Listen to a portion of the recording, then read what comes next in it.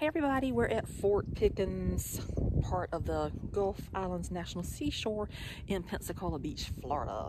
So we wanted to come last year, but we didn't get to actually tour the fort, so we're here today. So are you ready? Yes. I'm ready too, so let's go. We're going to Fort Pickens today. Well, that's the plan anyway. At least the gate's open.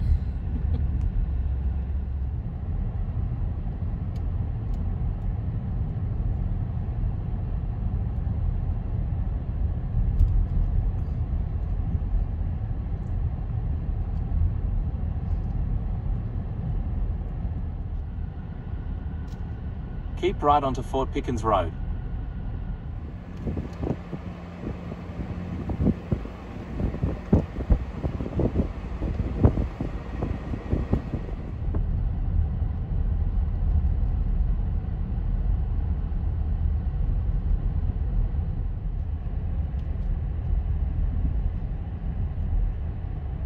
I love this beautiful white sand. We don't have this where we're from.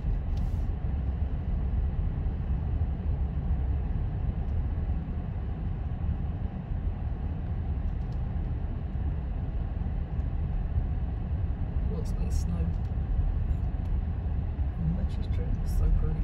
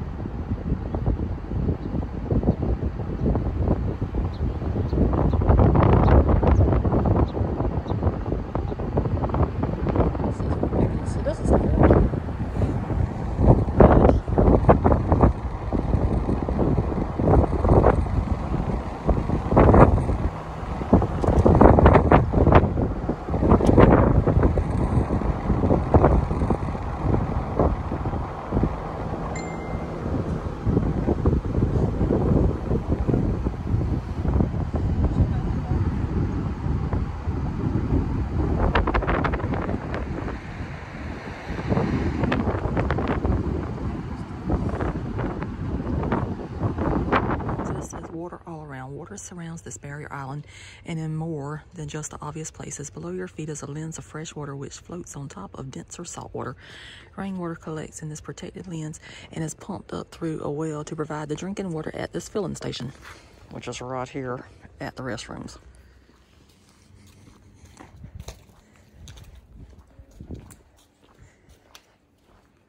I love all these houses. It looks like Anna Green Gables. I love it.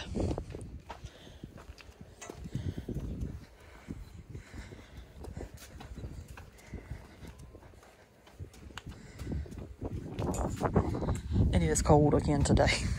Last time I checked, it was 45 degrees.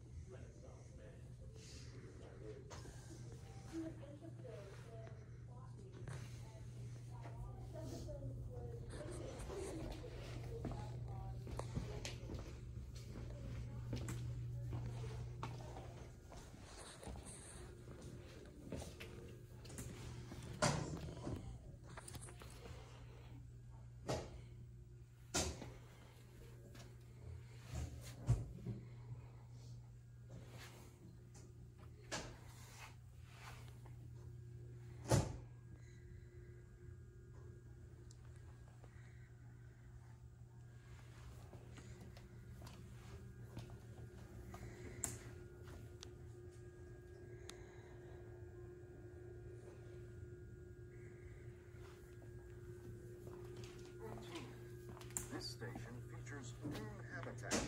An illustration features whole golden sea oats towering over clumps of green tucked into the dunes. Behind the sandy beaches are rolling dunes. Wind blows sand and stabilizes the turf.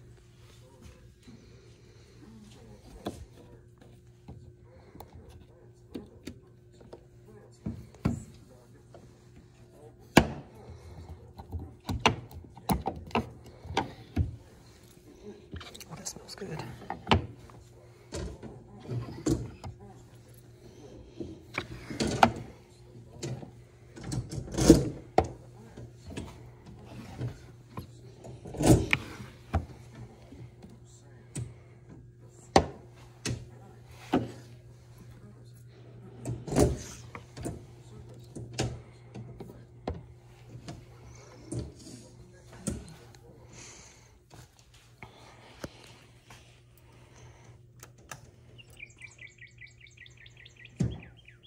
The cardinal males are flashy red birds with pointed crests, black masks, and a red bill.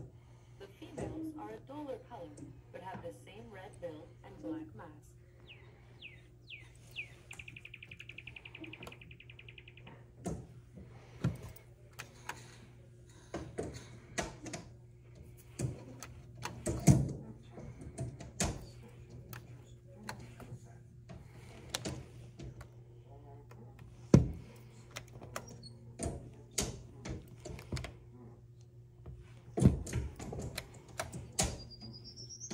The prairie warbler is a small yellow songbird.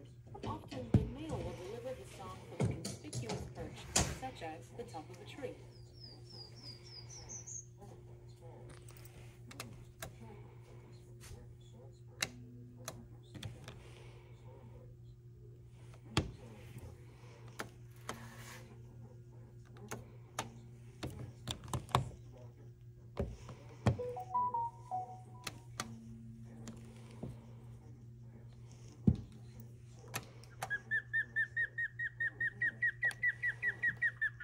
The osprey, also known as a seahawk, is a fish-eating bird of prey.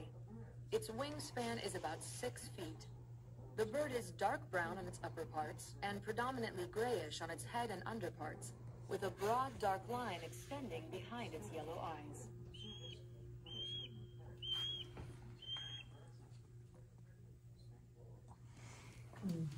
Oh, it's gonna be something. Yeah, it says trash timeline. How long will it be around? So gross.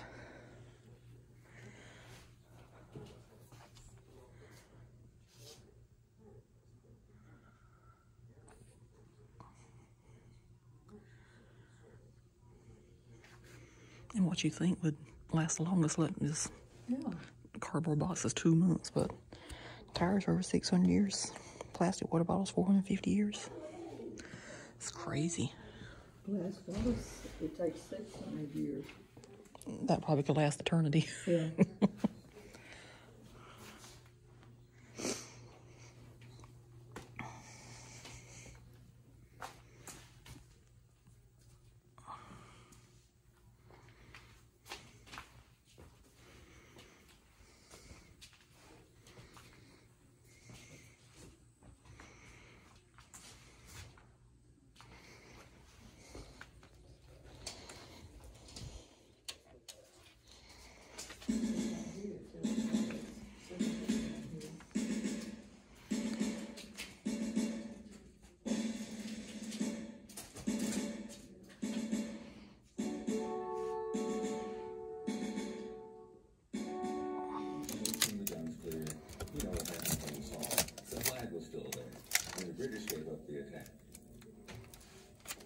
What the Fort McHenry battle proved was that these forts could not be beat by wooden ships firing cannonballs, so the United States built more of them.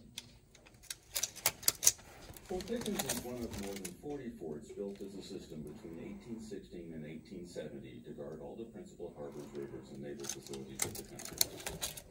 4 forts were built to protect the prized deepwater harbor of Pensacola Bay. Fort Pickens and McRae guarded the entrance to the harbor.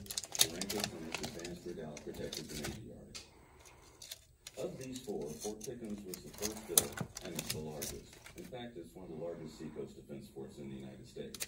Let's go take a look.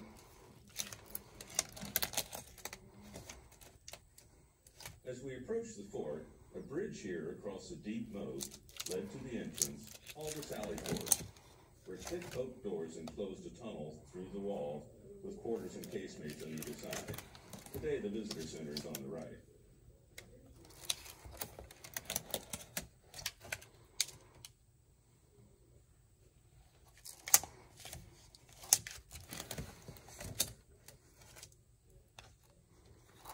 These plaster-lined rooms and fireplaces are intended as officers' quarters.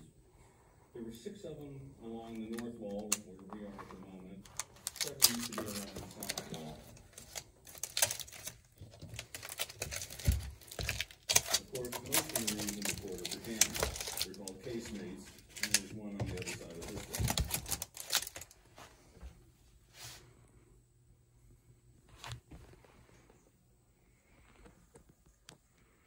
Fort Pickens was designed for over 200 cannons like this 30.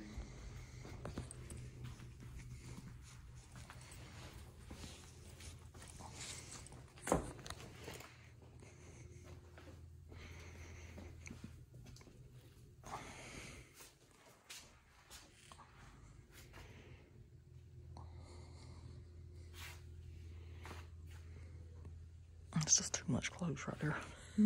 I said, that's just too much clothes to have to wear to the beach.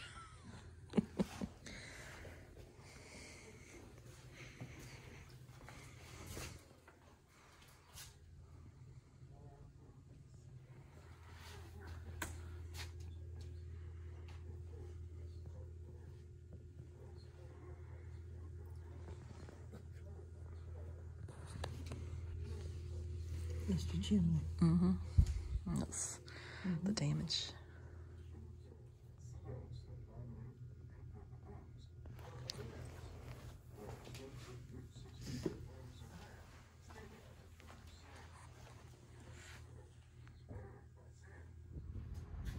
It says beyond the walls, the wooden buildings in this area were built by the U.S. Army between 1900 and 1910 to support the Coast Artillery Corps. As the cannon positions expanded beyond the historic fort to the concrete batteries, so too did the support structures. These barracks, mess hall, and administrative buildings offered a new level of comfort in harsh conditions. Many of the buildings have been preserved and adaptively reused by the park for administration purposes. This building, which houses the Discovery Center today, was used through the years as a guardhouse, a mess and kitchen, and lastly as an administration building for the 13th Coast Artillery in 1945. Interesting.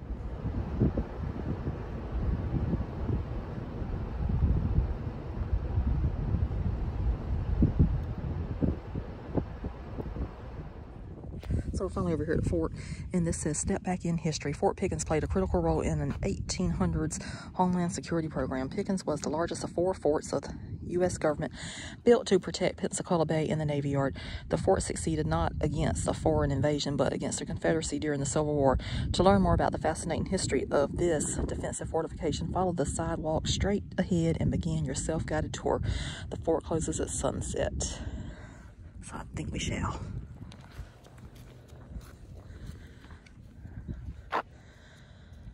And that says Historic Fort Pickens. Welcome to Historic Fort Pickens. For your safety and the fort's preservation, please follow all regulations. And the fort is open 8:30 a.m. to sunset.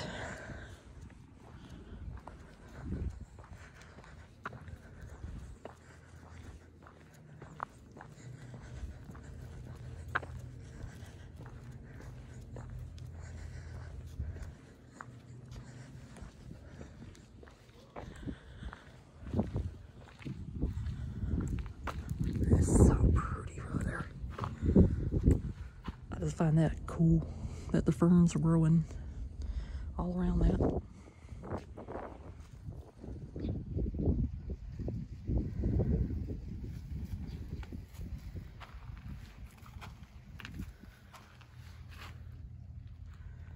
It always fascinates me whenever these things just grow in the most random places.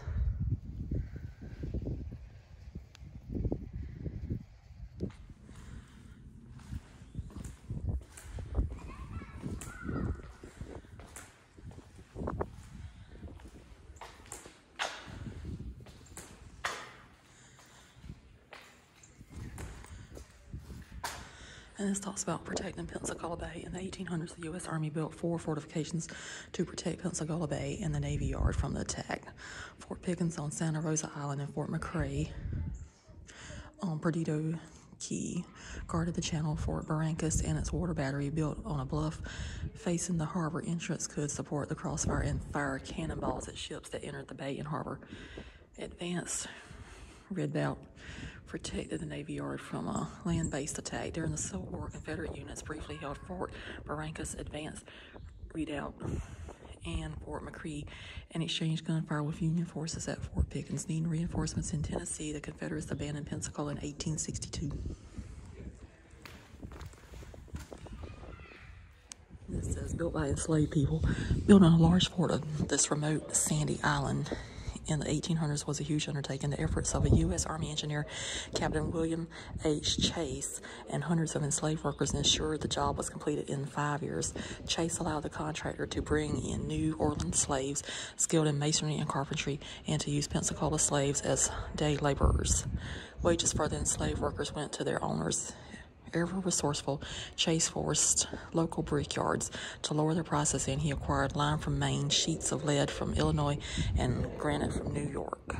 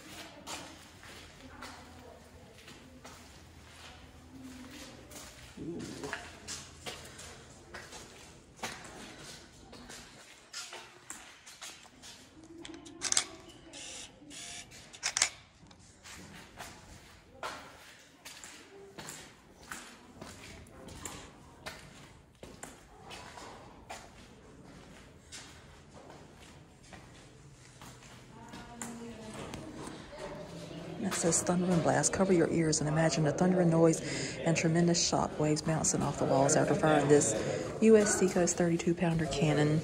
The smooth bore cannon, cast in 1823, could fire a 32-pound solid shot just over a mile through the thing. Oh, wow.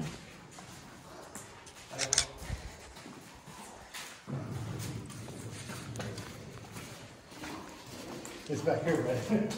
Oh, yeah.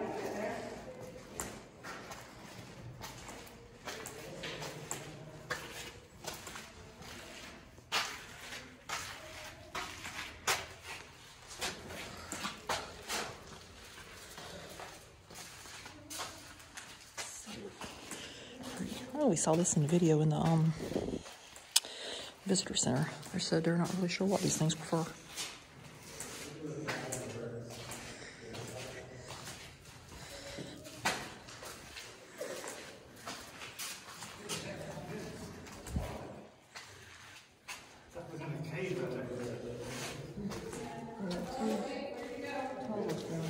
At least there's light on this one. There wasn't no light on the other one.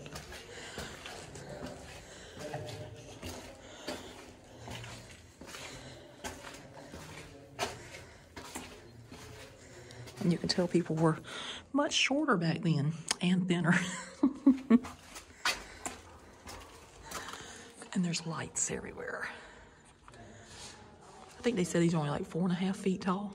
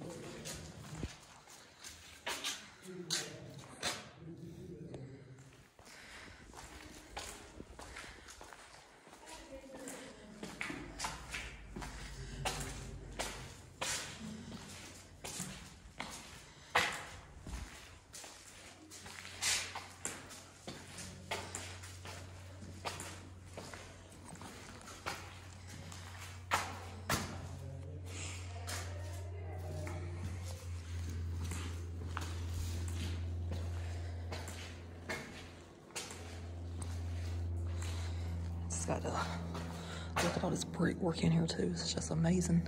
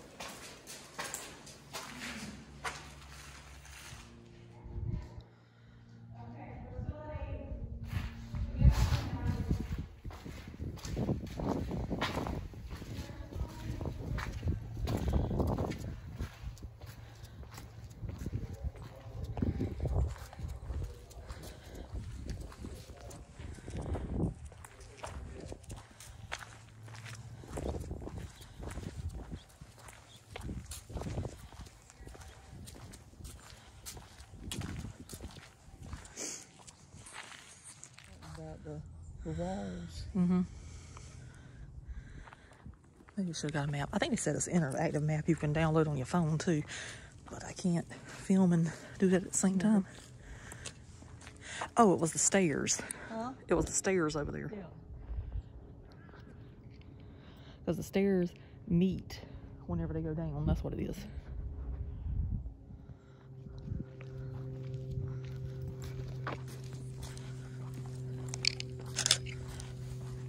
Oh, you see them stairs right there? Mm-hmm. And the stairs right there? Yeah. That hill was for something. I can't remember what he said in that Mexican film. Yeah, there was a 15-minute film we watched in the visitor center. It was very informative. I'm glad actually we watched that before we came in here. Concrete blocks back there. There's pure concrete.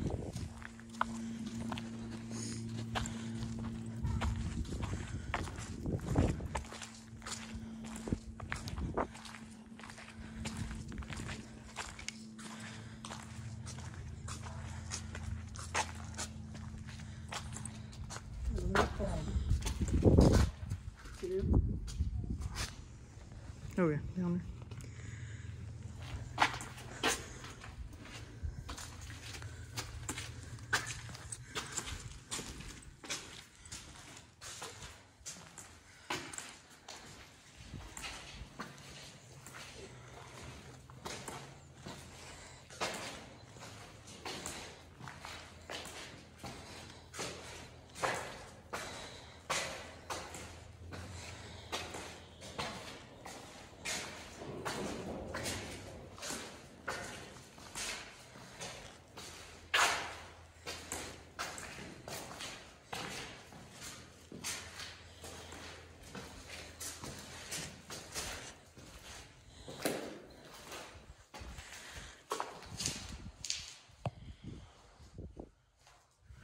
This looks like that would be used for a fire or something right there, maybe.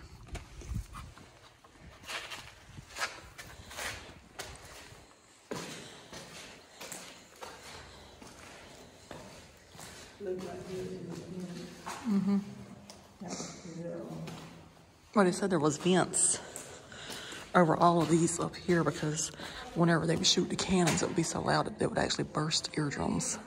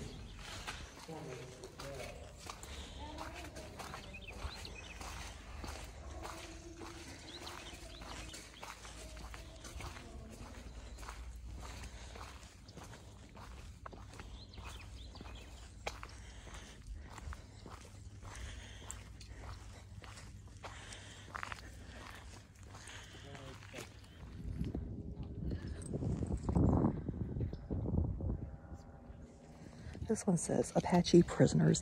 In 1886, the U.S. Army exiled over 400 Apaches from the Southwest to Florida and sent most of them to Fort Marion in St. Augustine. Several Pensacola citizens, however, petitioned the government to imprison Geronimo, a medicine man and warrior, and 15 other Apache men at Fort Pickens, instead separating them from their families.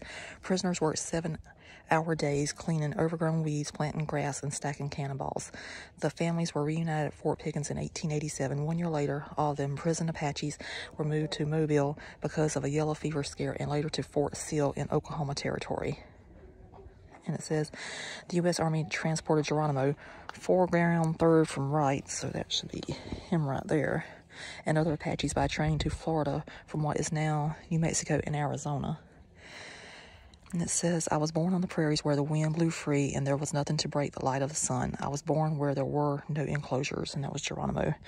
After being captured, Geronimo never saw his homeland again. He died and was buried in 1909 at Fort Sill, Oklahoma. He remains a fascinating and controversial figure in American history. This says, massive smoothbore. A 15-inch rodman like this gun, one of the largest smoothbore cannon ever developed, was installed here in 1868, but never fired in combat. Though gradually replaced by rifled breech-loading artillery, 8, 10, and 15-inch rodmans remained the primary armament at Fort Pickens and other coastal forts until the late 1880s. The barrel of the 15-inch rodman weighed 50,000 pounds. With a maximum effective range of 3 miles, it could fire a 15-inch diameter explosive shell weighing at 300 pounds or a solid 450-pound shot. The circular iron tracks allowed the cannon to be turned to fire in any direction. That's what it looked like. Yep.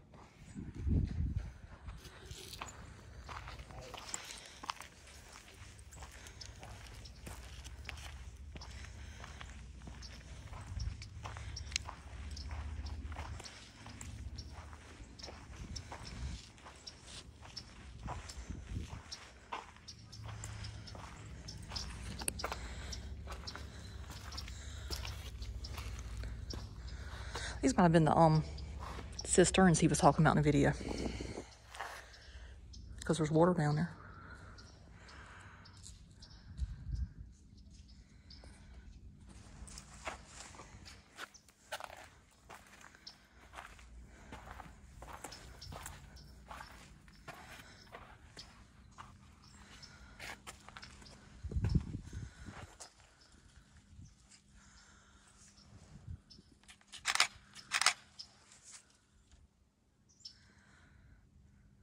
I'm just going to hop in for a second and say what they need is the little waist size that's telling everything about what you're looking at, because they got the numbers up there, but then you don't know what you're looking at if you don't have the map.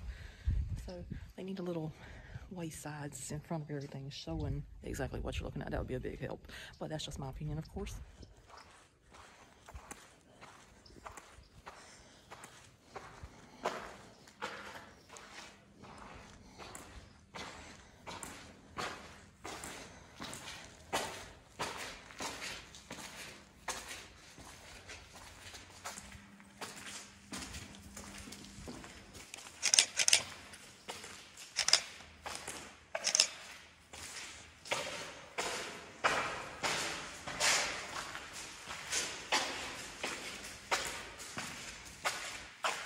Ooh, Lord.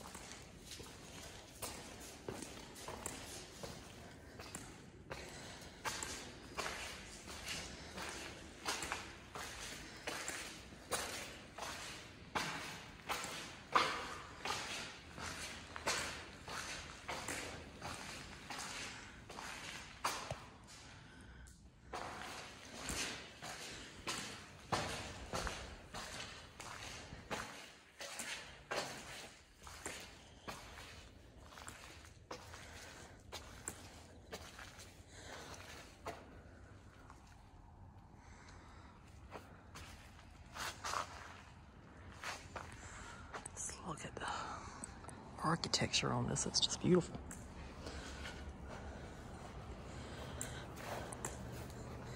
And, you know, back then they didn't have the kind of plans that they have today, and this is just remarkable.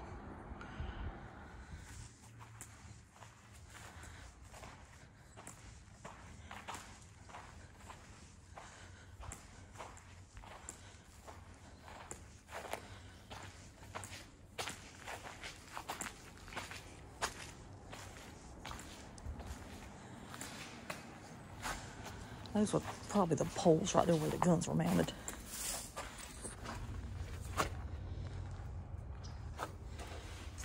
Yes.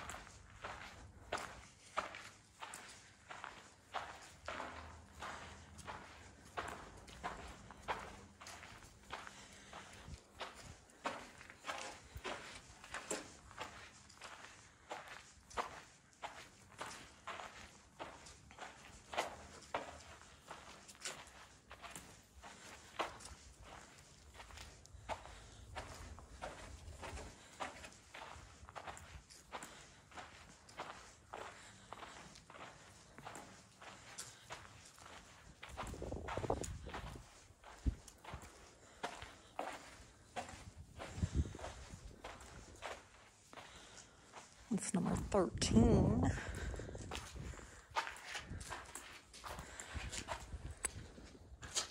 So they do have a thing here, which is what they needed all of them. But this is double arch. Notice that this arch is really a double arch above and below the floor of this gun chamber. Since ancient times, humans have used arches to support and distribute weight to vertical piers. Here, the weight absorbed by the piers is transferred to the reverse arch in the foundation to minimize sinkage into the sand. Notice also the notch cut into the right side of the upper arch, so a cannon could be swung in that direction. These notches were cut out in 1841 when the U.S. Army adopted new gun carriage designs.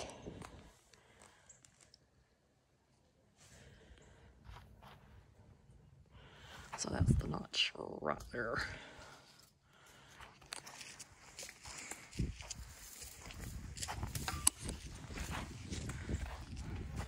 So this over here is actually one of the notches, and you can see this one up close. And they got one over there on that one too.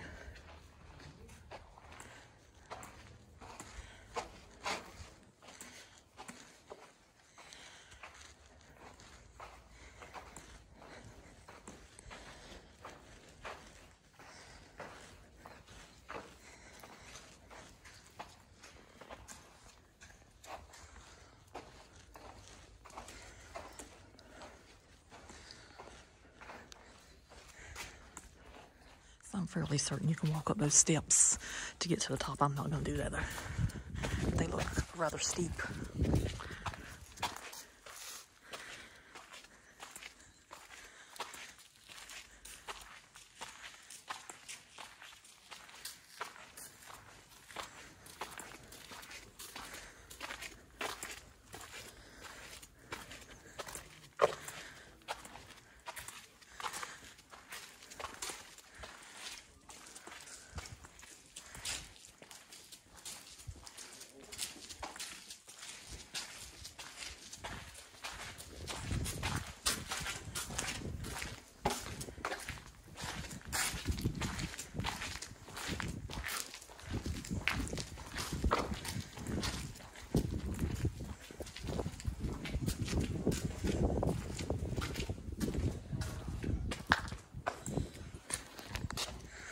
So this right here is Fort Pensacola, and they said Fort Pensacola was built inside of Fort Pickens back sometime.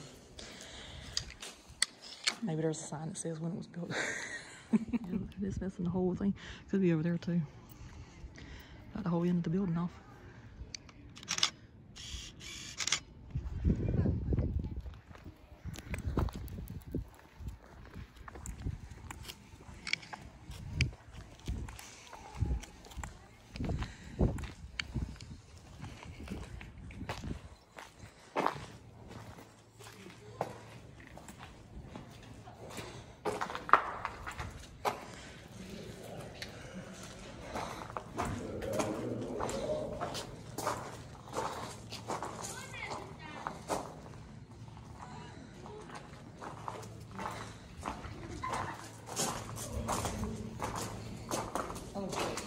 That's fine.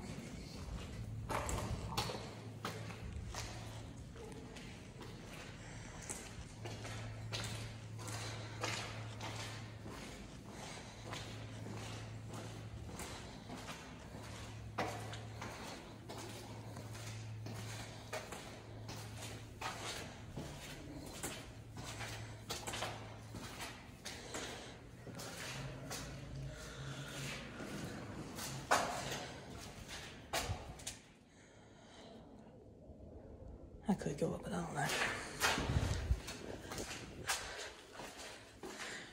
Need some handrails.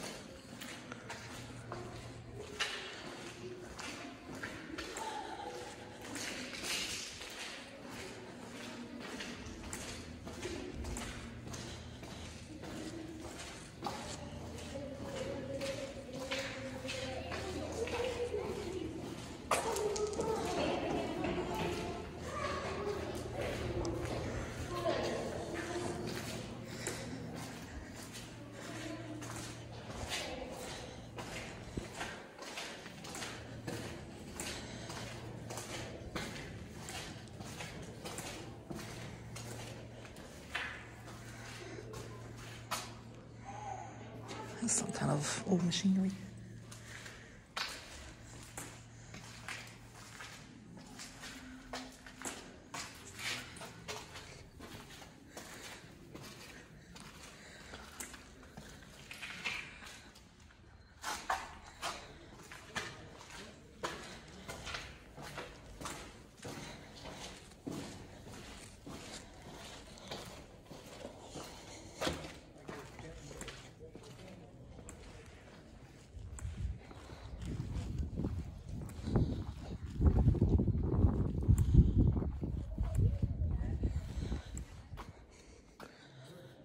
It says Fort within a fort. Fort Pickens was past its prime. New rifle artillery could penetrate its brick walls. The U.S. Army resurrected the antiquated brick fort in 1898 with reinforced concrete battery Pensacola. This fort within a fort had two 12-inch rifles on carriages that could disappear behind the walls after firing 1,070-pound shells at ships 8 miles away. The Army built several other batteries on this end of Santa Rosa Island in the 1800s and early 1900s. Okay, so I think I will go up this one because this one has a handrail. Let's see what kind of view I can get.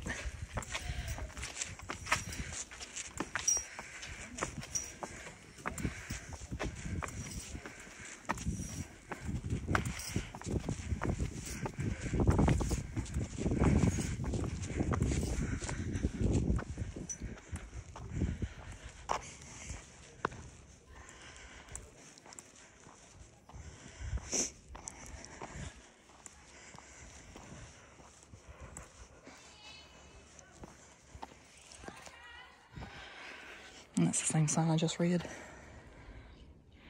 So this way we're on Fort Pensacola looking at Fort Pickens.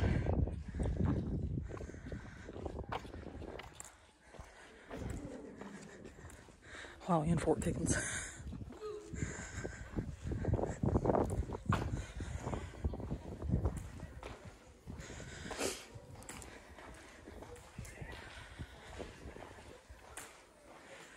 It says this was the ammo exit.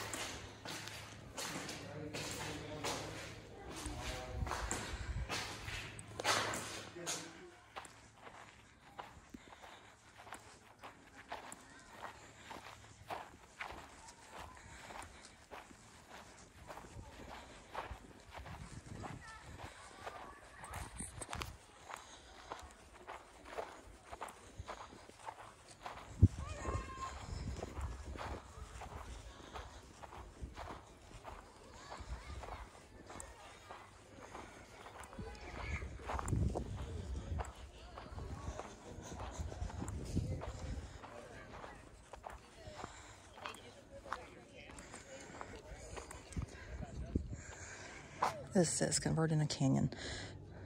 Feel the grooves inside this rear cannon barrel. This Rodman cannon was cast in 1861 as a 10-inch smoothbore, which fired round cannonballs. To keep up with the current technology, the U.S. Army in 1884 inserted an 8-inch rifled sleeve into the old cast-iron barrel because rifled guns had longer ranges than smoothbores. Steel later replaced cast iron, and the old guns were sold for scrap. The piece on the left is part of a smoothbore.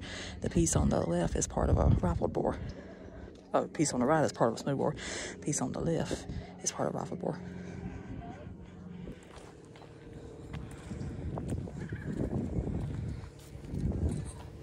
So that's the pieces down there. That's the piece on the left, and that's the piece on the right.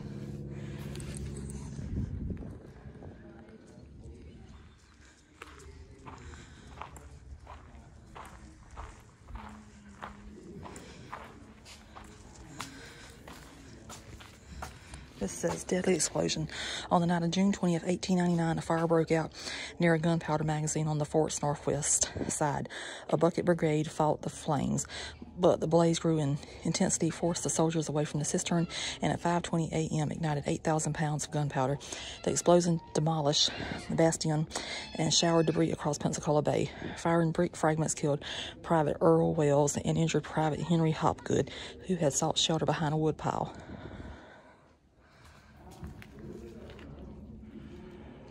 And that's what's left of it today.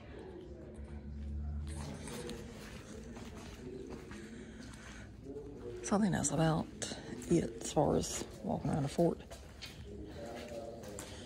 Because I'm not going up top on those steep stairs over there. So they do have bathrooms. If you visit the fort, you just have to walk over here. They're in that little building right there. And that right there says that's Fort Pickens Plaza. You got the ferry dock, fishing pier, water bottle filling station, mine, storeroom, food, ferry tickets, and exhibits in Fort Pickens Museum. Oh, this bus is on the parking space. Well, the vehicle's about the size of a bus.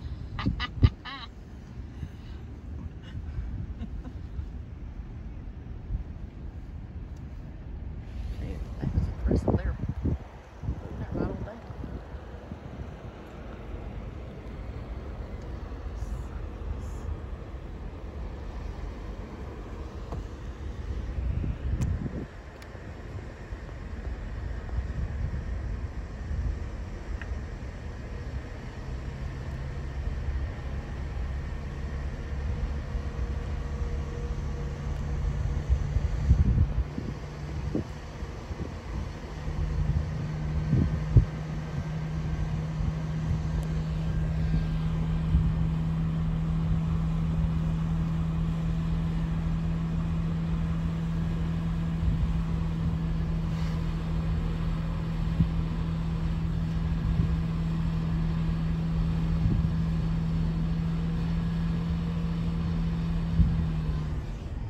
There's where the visitor center was at, and the bathrooms and all that good stuff.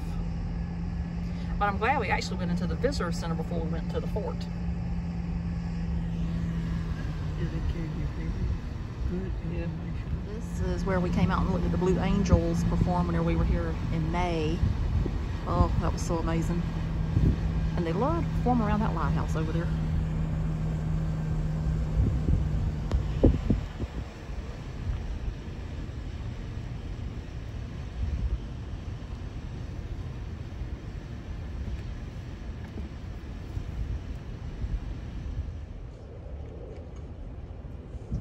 Number 18.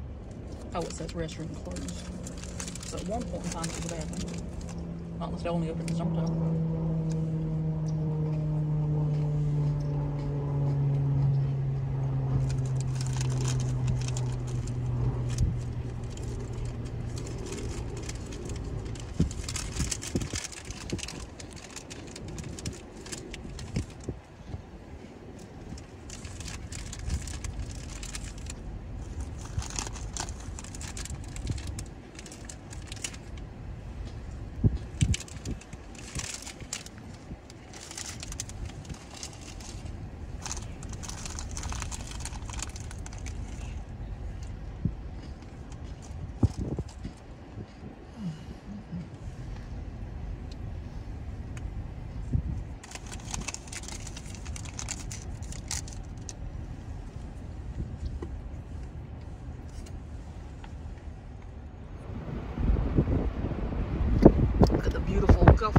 go out there. It's so pretty.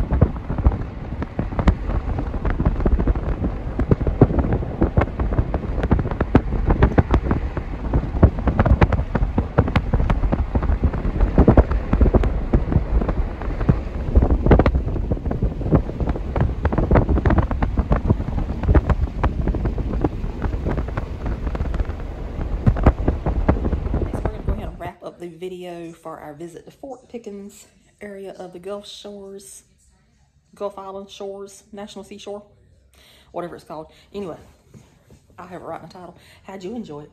It's good. It was nice. It was We real had good. previously went to Fort Pickens last year in January whenever we first came, and then we were going to go a day that we had a free day, and it was closed due to the wind or flooding or something. That particular day they were closing it down. They were sending everybody out to campground and everything. They had the gate barricaded off. So then we went back in May of last year and we watched the Blue Angels do their practice. Totally fabulous. But you know, we live near some forts in South Carolina and it's just hot as everything in those forts whenever it's hot. So we're like, well, if we go back in January and the weather's good, we'll just go then. And I kind of was thinking we would not get to go because whenever I looked the other day, it was closed because they just had a horrible tornadoes and all kind of stuff, like in Panama City. It was the storm that has went all up on the East Coast. But it started in the Gulf. So they were closed whenever I looked the other day. So I told Mom this morning, I said, well, let's just go and see if it's open. I said, if it's open, we'll just go ahead and do it. And we did. And it was open. The fort is beautiful inside. They were very skilled in what they did whenever they made that. I'm glad we went to the visitor center before we went to the fort itself. Yeah, because we could watch the video. And then actually, by that, we kind of knew what we were looking at. But apparently, the only way you get a map there, you have to download it onto your phone. Apparently, they don't have physical maps anymore. They don't have no... And that's kind of hard to do if you're videoing at the same time. And anyway, I remembered some of what was said in the video. And Mom remembered more. And then after that, we just drove around a little bit. And then we left. Went in the gift shop. It was very good. It was nice. It was nice. So I'm glad we did get a chance to go. So it was beautiful. And we might go back before we leave. I don't know yet. We'll see. That's if they don't close because of the weather. So that's going to do it for this one. Hope you enjoyed. And subscribe if you hadn't. Yes. I appreciate it. She does. She does. I keep up with it daily. Well, I do too. It's like I got some OCD on this to see if anybody subscribes and unsubscribes. But it's kind of exciting to see who stays and who leaves. Even though I don't know who leaves, I just see they left. But anyway, that's it for this one. Hope you enjoyed. We'll see you somewhere else. So toodaloo. Bye. Bye.